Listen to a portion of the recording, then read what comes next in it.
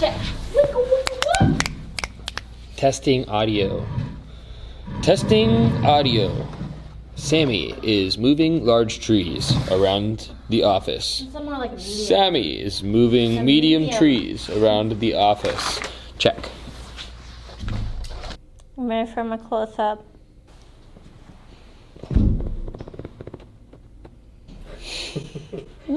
Oh.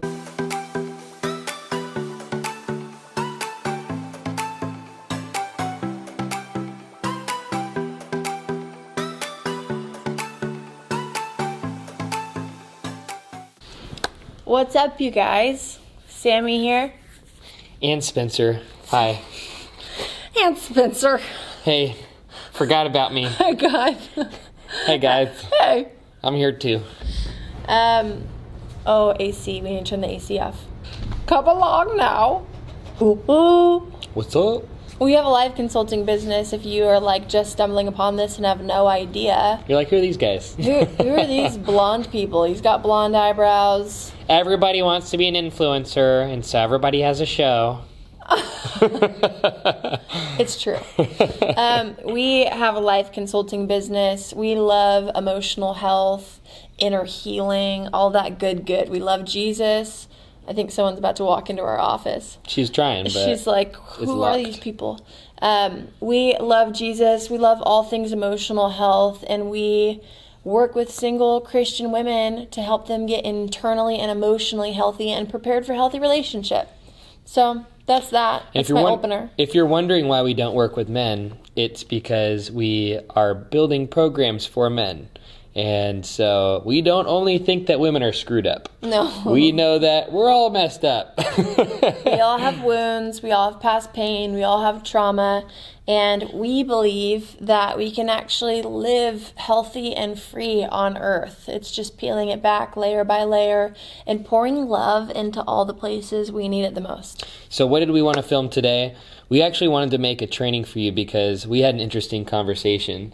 And I was asking Sammy, what would you do if you didn't have me as your husband, if that wasn't in your life, and so our marriage didn't exist in your life right now, if you didn't have our business, and so we have 22 employees in our business and 5 contractors, and we have this awesome thing going on. What if that didn't exist? We love what we do. We love what we do. It's so fun and so fulfilling. So, what if that didn't exist in our world? So the purpose, the freedom, the finances that come with that. And what if we didn't have Hawaii? We actually uprooted our lives and moved to Hawaii because, one, we felt that God was really on it, but it was this really beautiful thing that we just wanted to step into because it was a dream of ours. Yeah. And so what if you didn't have your marriage, your business, or Hawaii? What things would you choose into? And how would you do life right now? And the reason that I brought up all those questions is because that's what a lot of women are asking from us when they're coming to us for our trainings, for our guides, our programs, our coaching. But what you say doesn't matter because you're not single. And like, boo-hoo, you're only 26 years old and you're married. You had to wait so long. I have literally people that comment that kind of stuff. If we had a nickel for every person that had crazy judgmental comments towards our stuff, I would be a millionaire. So, but it's true though. A lot of people look at our lives and they forget that there's a process involved with it. And for us, a lot of people look at us and first what I'll just say is we do not have a perfect marriage, a perfect life just because we have these amazing blessings, but it is pretty good. We do love our lives. We love our lives. But there's a lot of process and a lot of choosing into things that was involved in the result of where we're at right now. And so I wanted to ask some really pointed questions to Sammy and almost be like the interviewer to pull some really good nuggets out of her process, what she would do, so that you can glean anything that you can that feels valuable for you out of some of that dialogue. If you find anything. Maybe this is like the most pointless video you've ever watched. But maybe it's not. Can we all say that this is the sexiest interviewer that thank you. I've ever seen? Gosh. So, do you want me to answer what you already asked? I want to start because obviously there's a lot that you can speak into with that, but I want to know if And I wonder, should we have it be just you being at age 26, or should we have you be younger? No. Now, okay. So you're not married. You don't have any business. You're working a normal job. Okay. You're not in Hawaii. You're actually back in Orange County, Redding. And so those are the cards that you're dealt. Okay. Cool. So. But you don't get to pick where I live, because that's not a part of this. I'd be doing what I wanted to do if I was single. Okay. Well, let's start there. So what would life look like for you? Normal life. You might already be thinking easier said than done, because you're not in that scenario, and so you could just make up whatever you want that sounds good. But realistically, I've actually only been married for 2.5 years. So my life 2.5 years ago has drastically changed in a short amount of time. And I had a lot of hope and expectation for my dreams coming true, for having a husband that I love and an amazing marriage and all of the other things. But I was full on living my life no matter what happened. I had already made a commitment to myself that I'm going to live as free and as healthy as possible. And I'm going to live hoping that those things come, but not relying on those things before I make powerful, fun decisions for my life. So if I were still single and didn't have a business, and let's say like where I left off was in Redding, California, the first thing that I know that I would do is find a creative way to make money, because that is what I've always done. It's my favorite thing to do, is think of like innovative ideas and ways to work that weren't inside the box. I was never made for a normal job. My only real job that I've ever had, my only real job I ever had was a dental assistant. I was a registered dental assistant whenever I was 18 until maybe I was 20 or 21.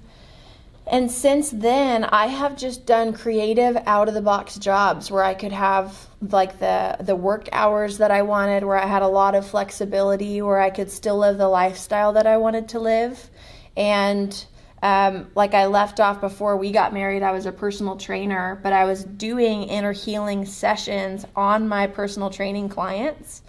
And so realistically, if I weren't married and didn't have this business, I would probably be personal training, but combining it with emotional health. So I would probably be working with people and figuring out new ways to get people holistically healthy, because that has been my passion long before I met Spencer. And I probably would have found better ways to work with people, better ways to get results, better ways to have more time and make more money.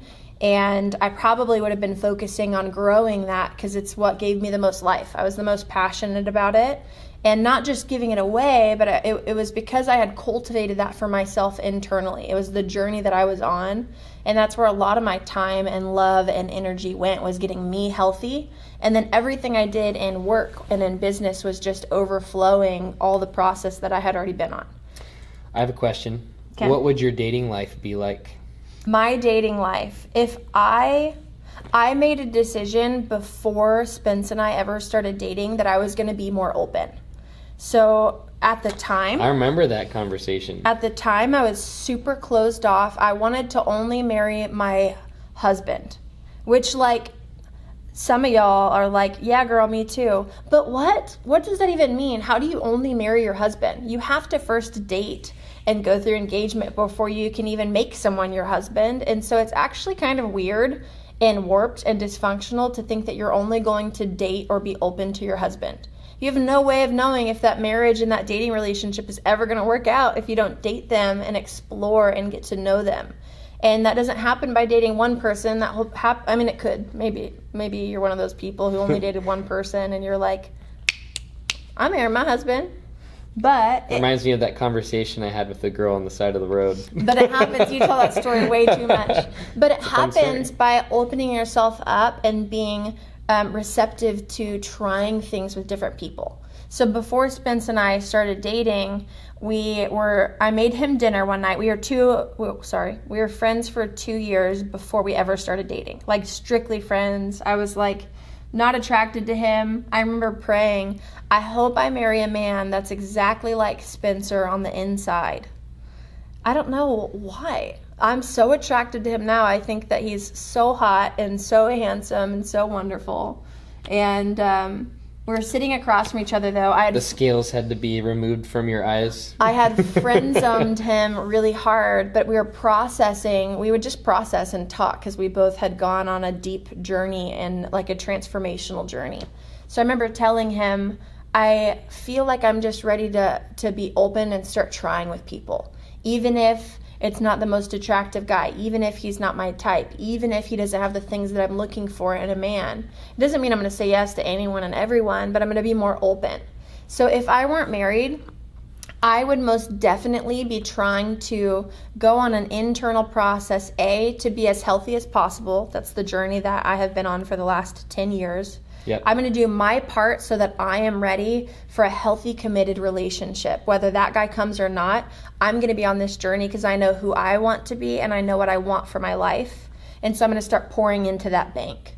And I would be open. I'd be trying different things. I wouldn't be waiting on the dream guy that either exists in real life or didn't exist. I wasn't going to pause my life until I got married. I wasn't going to stay in one place just until I found a husband. I know, just knowing who I am and the way that I want to live my life, that I would be making powerful decisions. Like, do I want to be in Hawaii? I'm going to go. Do I want to stay in Redding where I lived at the time? I don't know. But I wasn't going to base my decisions off of if my husband came or did not come into my life. I would love to hear, well, first off, that kind of ties into a conversation we had, because you're saying how open you were to dating, and we were having a cool dialogue back then, and didn't you ask me a question, I can't remember how it came up, but I had said a red flag for me. What did that conversation look like? Okay, so this was like 2 months after that initial conversation when I said I was open to dating. We had been hanging out very frequently. He had just moved back to Redding. We had kind of done long distance friendship for like 6 months. He'd moved back to Redding. We're hanging out all of the time. And I find myself getting ready every time we hang out. I'm hair done, makeup done, and that did not happen back then. And I had a girlfriend at the time. Maybe once a week I got ready. No, you didn't have a girlfriend at the time. Your girlfriend had broken up with you. You and I were hanging out frequently. I was in denial, but I started feeling really interested and very attracted to him, and he had also matured a lot in the year or 6 months that we had been apart from each other. And I just was like, oh God, I think I have feelings that are coming up. And he asked me hey, is the door between us for relationship closed all of the way? And I told him, no, it's not closed all of the way. But I don't know that I'm all the way open either. And so he was like, okay, noted. And so we're hanging out, kind of flirting more, and I start freaking out because I'm like, oh no, I don't want to give him hope. I don't want to break his heart. I don't want to ruin our relationship. And I had ruined a friendship with one of my best friends in high school. We were best friends for a couple years. We started dating. I felt like I was kissing my brother. I got so freaked out, and then I broke his heart, and we didn't have a relationship after that. So that triggered for me, I don't want to lose Spencer. I love Spencer. And so we would have conversations where we were open and excited about potential, but then I'd freak out and I'd push him away and I'd be like, I don't think I want this. I don't know what I want. I don't think I'm ready for this. I don't want you to like me. I don't want to break your heart. And he'd just be like, whoa, this is the conversation. All that being said. And this conversation, he was like, whoa. I don't even know if I want to be with you. You haven't let me even date you. You haven't let me pursue you. I haven't got to get to know you like that. I'm not saying I want to date you because I'm set on you and you're my wife. I'm saying I want to date you because I want to explore things with you. And I remember still being reactive and pushing him away. And he's like, no, I'm being serious. I'm not trying to marry you. I mean, I would need things to change if I was even going to be with you, if we were even going to date. It's a huge red flag for me. It's a huge red flag for me that you don't have leadership and counselors speaking into your life. Yeah. It's a red flag to me that you're the biggest person in your world. And red flag meant I wouldn't feel safe. I wouldn't feel safe if Sammy didn't have somebody that was bigger than her speaking into her life. Mm-hmm. You know, one of the things that I've found in relationships is that if somebody doesn't have any level of accountability, and accountability is just can become a Christian cliche word where it's like, okay, is someone keeping you accountable to make sure you're not falling into sin and stumbling and like I always get into a funny like religious voice whenever I say that stuff, because I think it's ridiculous if that's the only thing that equals accountability for you. Accountability is not just finding the areas where you've messed up, made mistakes, have sin patterns. That is a low, weak form of accountability. The highest form of accountability is having people that are pulling you into your ability. It's someone that you have to give to an account of your abilities, right? And so having leadership counseling, people that are coaching you, giving sound, like, being a sounding board, giving sound wisdom, calling feedback. You into your identity, reminding you who you are, people that are inspiring you and challenging you to step into who God called you to be. Exactly. And the thing is if we don't have people that carry strength and wisdom that are above us, and not in the weird way where it's like I still don't have ownership over my life. Like I have full ownership over my life, but I want coaches, people that have made the mistakes that I don't have to make to learn. People that have already paid a price in their life to get to really have a process down that I don't have to pay that same price. And what that really does is it speeds up your ability to be able to be accelerated in your healing and your growth journey. Right? It's skipping, like, I'm going to have to learn from every mistake that I make, to I'm going to pay to learn from the mistakes that you made so I actually don't have to make those, so I can actually be the woman that I want to be faster, so that your ceiling becomes my floor. Right. And so that really ties in with what you were saying, is that I would be getting leadership. I would be going after stuff. Yeah. And, like, not that it's about me, but if I were single, I know I would have done a lot of what I was doing, which was getting mentorship in business, getting mentorship, and I mean, I was paying for a lot of coaching, but paying for coaching with emotional health, counseling. Like But this is about me, remember? I know. So, anyways, one thing important. too, like I've always had a high value for growth and for leadership, but before dating Spencer, I felt stuck because I didn't know how to get the help that I wanted, and I wasn't necessarily willing. I wanted it, but I wasn't in a place where I was ready to part with my money for someone else's leadership because I had trust issues. So him calling me out on that and him inviting me into, like, we started getting counseling together when we were 2 weeks into dating. 2 weeks into dating, not because we were for sure going to get married. That's not normal, because, right? not because we were sure of anything, just because we were like, we want to do this well. We want to work through our shit. We want to work through our triggers. We want to have someone that can see us and know us in the midst of our relationship process and help remind us who we are. Because when you enter into dating relationships, you enter into Trigger City. Every trigger. So, what I'm saying is, I'm really thankful that I know what I know now about investing into help, because I didn't know that before Spencer. I invested into ministry school, but I didn't do anything past that. And so if I knew then what I know now, I would be getting as much help as I possibly could. I would be paying so many people, and I'd probably make that my highest priority so that I could get to where I wanted to go.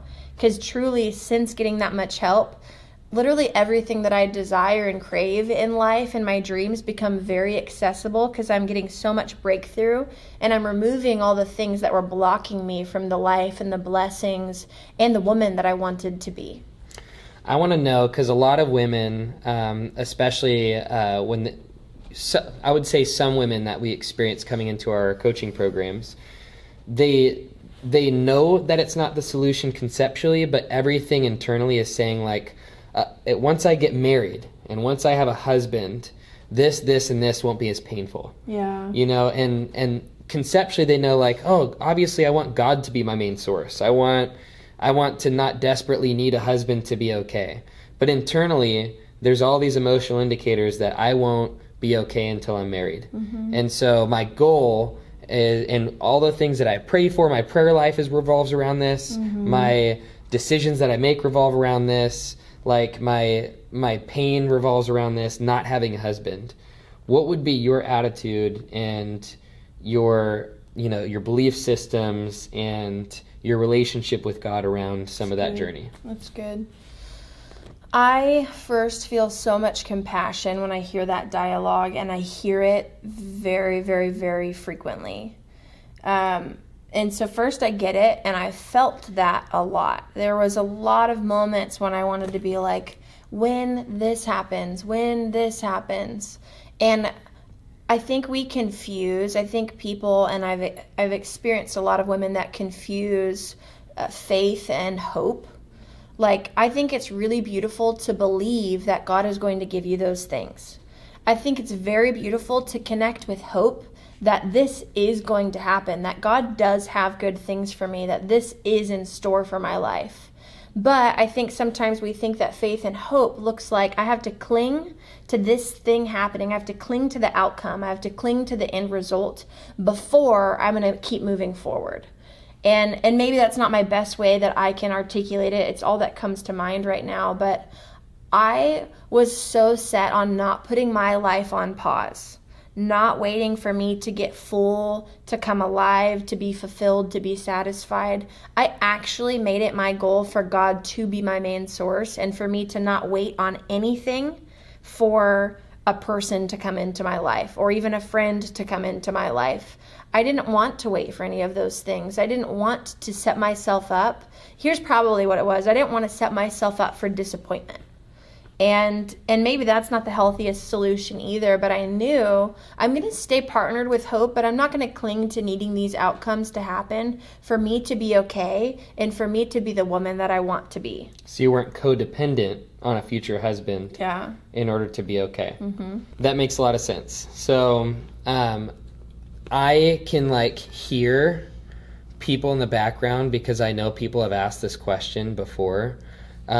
So where does God fit into you being satisfied? Because I know it's not religious to go, oh, God is, it's not always religious to go, God is in control, God is in charge, like God is my sustainer, God is in control of my satisfaction. I give all of everything to God. God has my man waiting for me. There's it's really healthy to have God in the God spot, to be our source of love, of strength, of everything. But there's also, I have seen a lot of people let go of their personal responsibility and ownership in their lives and become almost powerless to just waiting on God. But God, I feel like oftentimes gives us a lot of responsibility. So I'm just curious, how would you respond to somebody that is saying, so where does God fit into the mix with you choosing to live your life in a certain way? What does it look like you being submitted and surrendered to God?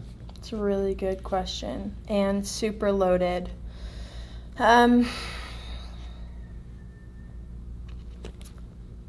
My first thought is that I think people confuse God's sovereignty with God being in control. I think that the church has for years used this phrase that God is in control. And I think we have another YouTube video about this. I won't dive into it. But the church has relied on this phrase that God is in control. And I think it's a way that we've tried to find comfort. And I think that we confuse sovereignty with that because God is all powerful. But he actually gave us free will. And he actually gave in the very beginning, if you follow the Bible, in the very beginning, he gave Adam authority. He gave man authority. He said, I want to co-reign with you. I want you to have dominion over the earth. I want you to name the animals and the plants and all of these things. And so he's saying, here's control, and I'm actually handing all of that to you. And so God is all-powerful. He is sovereign. He is omnipotent. He is everywhere. He is this incredible being. But out of love, I believe, out of his love and his desire for us to, in our freedom, freely choose him, I think that he gave up that control. I don't think that a loving God would want a bunch of puppets. And also, if God were in control, it would make him a really cruel God, right? Because you're like, well, what about the starving people in the world? What about the natural disasters? What about what's happening in the world right now? Like, if God were in control, wouldn't that mean that he was responsible for all of this? It's like, well, yeah, like, well, God just let that happen. Well, wouldn't that mean that he is still responsible for that? He's like, okay, I'm going to let this disaster happen, but I'm not going to let this one happen. And with all of that being said, I think sometimes when we're like, well, God's in control, he's going to bring me my husband. Yes, like, God has really good things for you. And I believe, just like God had a husband for me, that if you're single and you're waiting and you're believing for it, I believe he has good things for you. But God gave me free will. So in my free will, I actually get to partner with my belief that God is going to bring me a good man, and I get to do things on my side to partner with him, like opening myself up in vulnerability, putting myself in situations where I can meet people, being willing to test things, being willing to try things, deciding internally, I'm not going to have a "I'm single and closed" sign on my head. For years, I literally would divert eye contact. I didn't even want guys to look at me. I didn't want the attention. I didn't want them to think that I was open or available. And I plastered on my forehead, not available, not accessible. And when I decided internally I want to be open now, I actually watched guys start checking me out again. I made eye contact. I actually started getting asked out by people besides Spencer. And then Spencer came along. All these things started changing. And I think that's the beauty of getting to partner with God. Because then God's not fully responsible and solely responsible for my singleness or the reason why I'm married. I don't think that God's fully responsible for the reason that I'm married. I think that I chose that, and I did a lot of work to make that happen. But I do believe that God brought a really good man in the right timing. But I got to say yes or no, which is where I think our partnership with God comes into play. Well, it's interesting, in relationship with Holy Spirit, the Spirit can be grieved. The Holy Spirit can be quenched. And so we're in partnership with Holy Spirit. Holy Spirit is influencing us internally. He's saying, like, there are fruits of the Spirit. He wants us to manifest those fruits, but it's in partnership with him. But God is God of choice. That's why he put 2 trees in the garden, because we get to choose which one we wanted. And one of them is access to life, and it also involves connection and relationship with him. And I see a lot of people that get into Christianity and they see God as only directional. Yeah. And they're like, oh, there's a right and wrong decision that I make, and that's the way that life flows with God, is that there's a right and wrong, and God has a right one and a wrong one. And so it's high stakes, every situation that's on the table, because I have an opportunity to choose right or wrong. If I choose wrong, what's going to happen? Oh, I guess God's just going to move things around to give me a new invitation, but somehow I'm going to feel a little guilty for the wrong decision I made. I see if it was all about right and wrong, there'd be no need for wisdom. There'd be no need for the Proverbs. There'd be no need to learn how to there'd be no room for having actual relationship. There'd be no room for choice. There'd be no room for God actually telling us how to pray, telling us how to live, needing to be discipled. There'd be no need for discipleship if we weren't to create disciples and have them imitate us as we imitate Christ. I see that there'd be no need for the gifts or the fruit of the Spirit and us functioning with those things. God doesn't want us. The whole gospel wouldn't even be relevant, because his will would already be done on the earth. But that's why he says, pray that my will would be done on the earth. That's why he needs people to partner with him to make his will and his desire actually come to pass. Perfect will does happen in heaven. Yeah. But we're living on earth. And so he told us how to pray on earth as it is in heaven. And so I believe God's sovereignty includes the yielded and submitted will of man to God within relationship, and so I think there's so much theology that goes into that, and obviously we don't claim to be theologians, but I think how that applies to... These are just our beliefs. These are our too. thoughts and our beliefs. You're hearing some of our overflow of things that we believe in, so we're not even saying that this is the way that it is. Yeah. We don't think that we're right or that we know it all. We just have beliefs that we've fought for years that is a part of our process. But if you do read 1 John 4 and 1 John 5, it talks about how anyone that loves is of God. And what we do know is that God is love, and God is a God of love. And as we partner with love, we're actually partnering with God, and we're manifesting God in us when we love. And so to bring that back to the question, though, it's like God involved in your world, it sounds like there's a huge level of personal ownership and power that you live with in the way that you make decisions, while also being attuned to what God is doing on a day-to-day basis, what he's saying, and being yielded and submitted to his heart. And so what do you feel like that would look like in like listening to God on a dating process? Yeah. So you're going on dates, or you're like doing life. What would that look like, actually being yielded and submitted to him? The first thing that I think of, how I have done life for years and still do life, is I just live in constant communion with God. It doesn't even look like me reading my Bible every day or sitting and praying every day or making sure that I worship every day.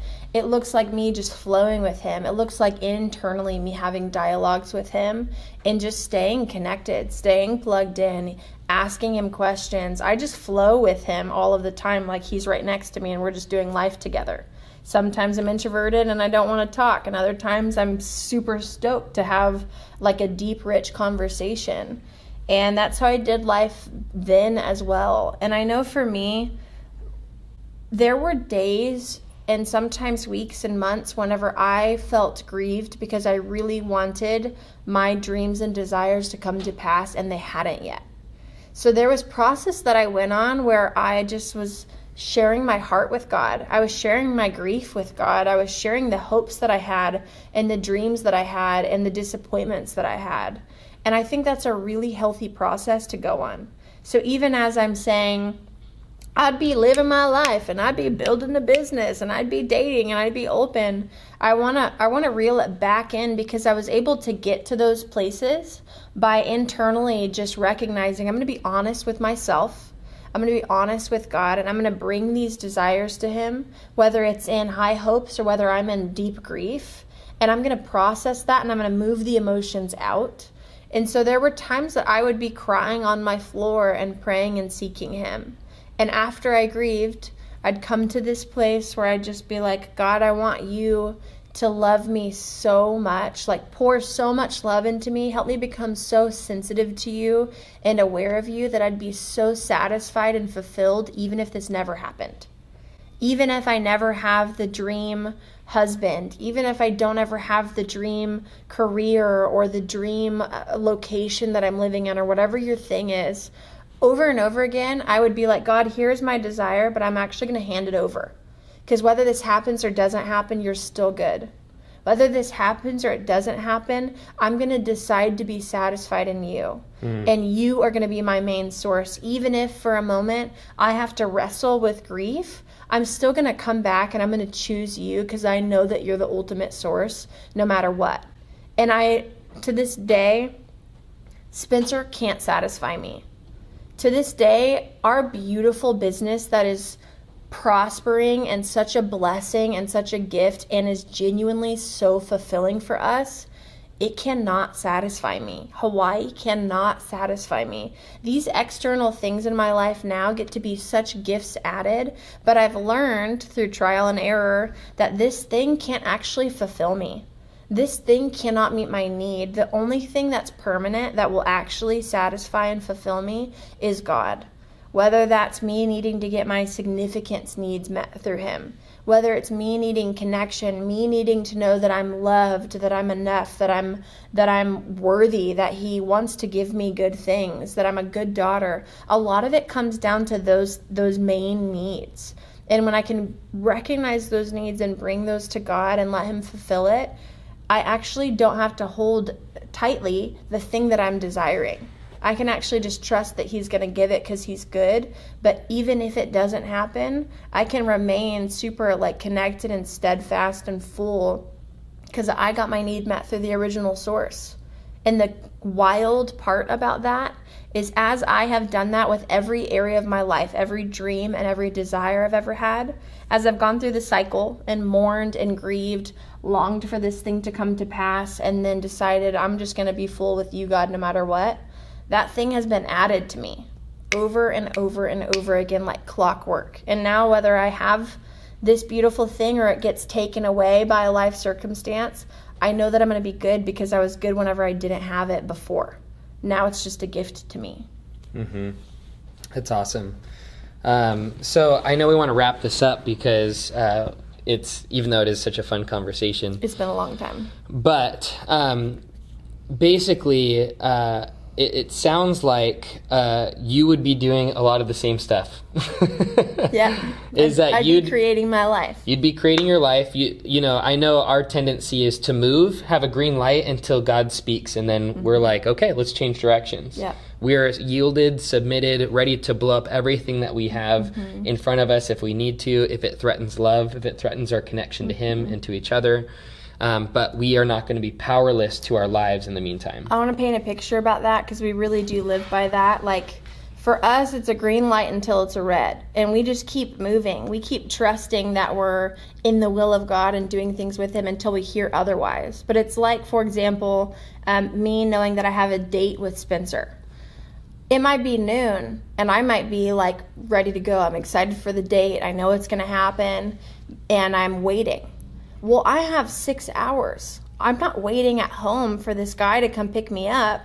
I'm waiting might look like going to lunch, going to the beach, going and doing something that's fulfilling, spending time with God, hanging out with a friend. Like for me, waiting has never looked like me just sitting and waiting on the Lord. I'm not moving. I'm not budging until He tells me something. I'm like, no, I'm going to go work out. I'm going to go do this, and this. But for me, it's always been I'm actively waiting on God unless He tells me to just sit and wait and don't do anything. Unless I hear otherwise, I'm going to keep moving forward and getting full and loving my life. And it's going to be an active wait. So, like, if you're waiting, have fun. Why not make the most of it? Why not live your best life while you are actively waiting on Him? So if you think this is the part where we sell you our coaching programs, don't worry. We're not going to disappoint you. We're totally going to sell you. No, I'm just kidding. We're not really. But we are huge advocates for getting leadership and help. And I'm sure if you're watching our videos or following any of our stuff, you're probably already doing that. You know, I know we attract a lot of women that are hungry in their lives to be really powerful, to do dating powerfully, ultimately marriage and family powerfully, and step into all the things that God has for them, including purpose. You know, and so if that's you and anything that you're hearing resonates with you, we do help women work through past pain, their emotional wounds from family, from past traumas, from current traumas, patterns in dating relationships, things that have kept you in cycles. We help women work through those things so that they can be really healthy and step into thriving relationships and marriages. And if you want to check out our stuff and see a lot of the testimonials, we have probably 10 or 20 women that have, as a result of the program, actually gotten married. Yeah. From single to married.